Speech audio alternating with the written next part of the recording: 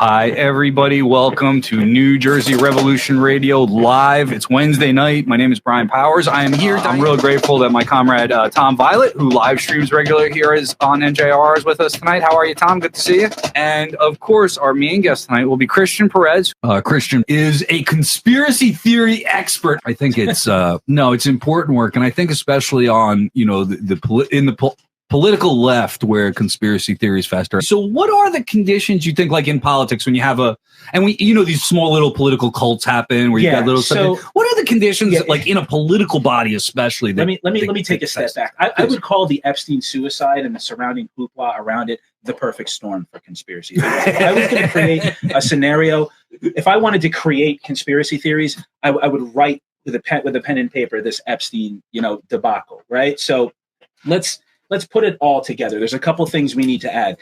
First of all, Epstein was incredibly powerful, incredibly well-connected. I mean, 2 U.S. presidents, Donald Trump and Bill Clinton, members of the British royal family, Prince Andrew, Sarah Ferguson took out a $15,000 loan from him.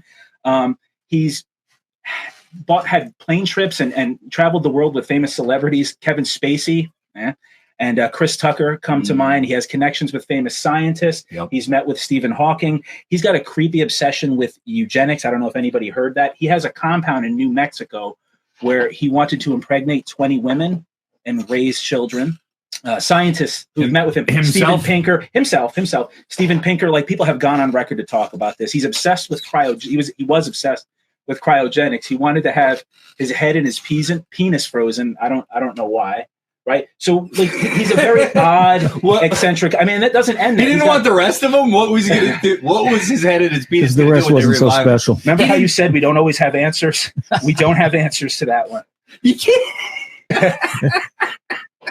Yeah, I mean, his girlfriend for like 20 years was an incredibly wealthy. I mean, I'm hitting it home that this guy was incredibly well connected. Right. Gotcha. On top of that, so there's all kinds of questions about his death.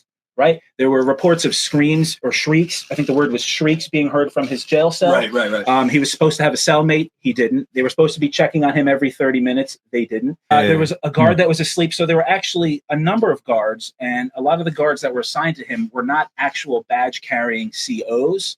They were people pulled from other guidance counselors, advisors, teachers that worked in the prison that were brought in overtime. One of the people assigned one of the people assigned to watch Epstein was on the 5th day in a row of overtime.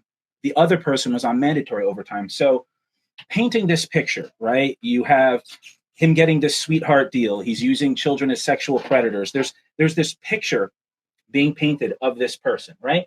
So why? Like we talk about suicide. So why would he want to kill himself, right? Why would such a powerful, well-connected man who seemingly got off in 2008, why would he kill himself? And I think the reason is pretty, it's not sexy, but it's pretty simple. If you use Occam's razor, we have a man who's 66 years old who is facing 45 years in prison. Right, his list of friends was shrinking. The evidence was mounting against him. The silver spoon was gone, and he knew lightning wasn't going to strike a second time.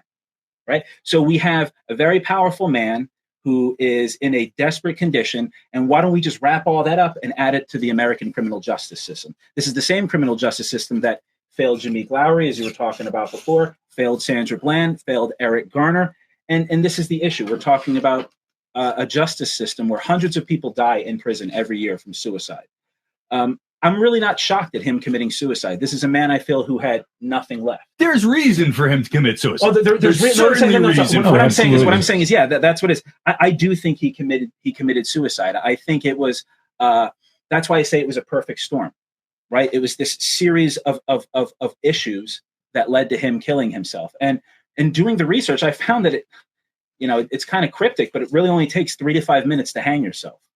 So if no one's coming around, they're supposed to come around every 30 minutes, and they don't come around for 2-3 hours. Right. That's more than enough time for it to happen. So I mean, unfortunately, that's where we're at, right? And that's what I feel like a lot of the conspiracy theorists who tend to be pedantic, they won't get, right? The conspiracy theories are a distraction, I feel, right? The Clinton body count, Trump. I think if we keep harping on the conspiracy theories, that's the distraction. We need to get to the bottom of this. But there are other issues like the environment, forget it, racial issues, sexual assault, right? We live in a country where if you are wealthy, powerful, and you have, the right name, the right amount of numbers in your bank account, people will just look the other way when you do terrible things. Epstein was throwing money at all these different organizations. He gave $6.5 million to Harvard. He had Alan Dershowitz, a famous Harvard professor, defending him 10 years ago, trying to, attack these women who were sexually assaulted. It's where we're at now. I don't think there's a conspiracy. I think the problem is it's just the status quo, business as usual. We have a racist criminal justice system. True that. We've got legions of racist and sexist lawmakers, judges that let rapists off almost monthly. What is Jeffrey Epstein if he's not a grown-up Brock Turner? Right? A life without consequences, a life of privilege, a life of committing crimes and getting off. We want to know where the monsters are coming from. We're creating the monsters here. And we have a system that perpetuates it. The cabal of sexual assault that Epstein set up, that guy gets to walk. Eric Garner gets choked out for selling cigarettes.